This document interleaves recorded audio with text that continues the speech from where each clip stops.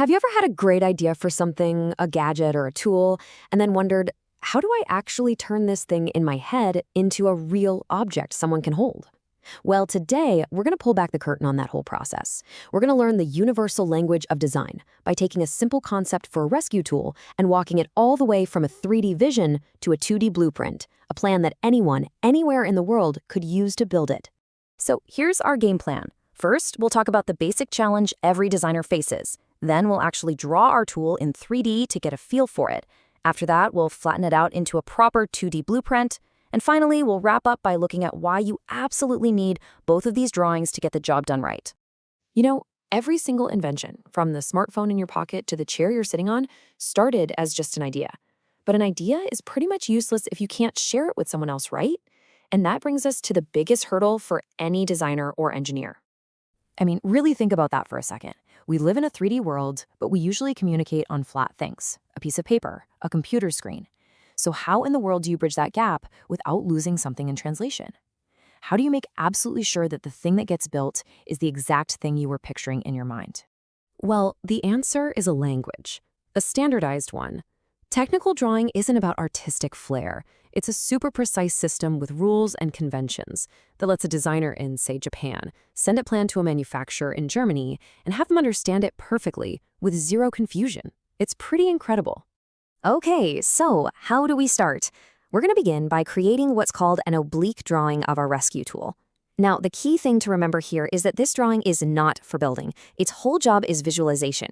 It's a quick and easy way to create a 3D-looking picture so that anyone can immediately understand the object's basic shape. First things first, we draw the front face of our tool, perfectly to scale as if you're looking at it dead on. It's a true flat shape. And notice how we're using dark, solid lines here. This is the foundation, the starting point for our entire 3D view. And now for the cool part, giving it the illusion of depth. From every single corner and important point on that flat shape, we're going to sketch in some very light lines shooting backwards. These are called construction lines, and they're like little guide rails that will create the sides of our object. But here's the first really important rule. You can't just draw these lines at any old angle. They all have to be perfectly parallel to each other and go back at one very specific angle. Yep, that's the magic number. 45 degrees. It's the standard convention for oblique drawings. Sticking to this simple rule is what gives the drawing its consistent, easy-to-read 3D look. Now here comes the secret sauce of oblique drawing, a neat little trick for handling depth. Let's say our tool is actually 30 millimeters deep. Well, if we measured the full 30 millimeters along those 45-degree lines, it would look all stretched out and weird. So the rule is you always use half the real measurement for the depth. So in our case, we'd measure 15 millimeters. It's a clever hack to keep everything looking proportional. So we just go along each of those faint guidelines, measure out our half depth, 15 millimeters, and make a little dot. Once all the points are marked, we just connect those dots with dark, solid lines, and boom! Just like that, our flat shape pops into 3D form.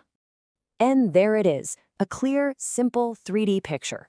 Again, this isn't something you'd give to a machinist, but it's perfect for a presentation or an instruction manual.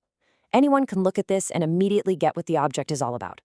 But what if you actually need to build the thing? That brings us to the next, absolutely critical stage. We need to go from the simple visual guide to a set of practical, hard instructions. Because to actually make our rescue tool, a picture just isn't going to cut it. We need a proper blueprint. Think of it this way. The oblique drawing tells you what it looks like. A 2D working drawing tells you exactly how to make it. It takes away all the guesswork, every last bit of it, and gives the builder every single piece of information they need. And you know what? We actually start in a very familiar place. We begin with that very same flat, front-on view of our tool. This keeps everything consistent between our 3D picture and our 2D instructions. It's the rock-solid foundation for our blueprint. Okay, this is where the real magic of a blueprint happens. We start adding a whole series of lines, arrows, and numbers all around our drawing. These aren't just random notes. They follow very strict rules to show the precise size and location of every single feature on the object. So for our tool, we have to lock in every detail. The overall width, exactly 60 millimeters. The height, 55. That curved corner is noted as R10, which means it has a radius of 10 millimeters. And the hole right in the middle? We use that little circle symbol with a slash through it to show its diameter is exactly 20 millimeters. Nothing is left to chance. And this is our final product. No perspective, no fancy shading, just cold, hard facts. You can think of this working drawing as a contract between the designer and the maker. It says, if you follow these instructions to the letter, you will create exactly what I designed. So you might be wondering, okay, why go through all that work twice? Why not just pick one drawing style? And that's a fantastic question, because they each play a completely different but equally vital role in the process. And this chart just lays it out perfectly. The 3D view is all about interpretation. It's easy on the eyes. It helps everyone, from the marketing team to the CEO, understand what the product will look like. The 2D drawing, on the other hand, is all about manufacturing. It's a technical document loaded with instructions for the person who's actually going to cut the metal. They're not competing with each other, they're a team. They're two sides of the very same coin. The 3D drawing makes sure everyone is on the same page about the vision. The 2D drawing makes sure that vision can become a physical reality. You really can't have one without the other. So there you have it. That's the fundamental grammar of how we create things. The crucial difference between showing what something looks like and explaining exactly how to build it. Now that you speak the language, the only question left is, what are you going to build?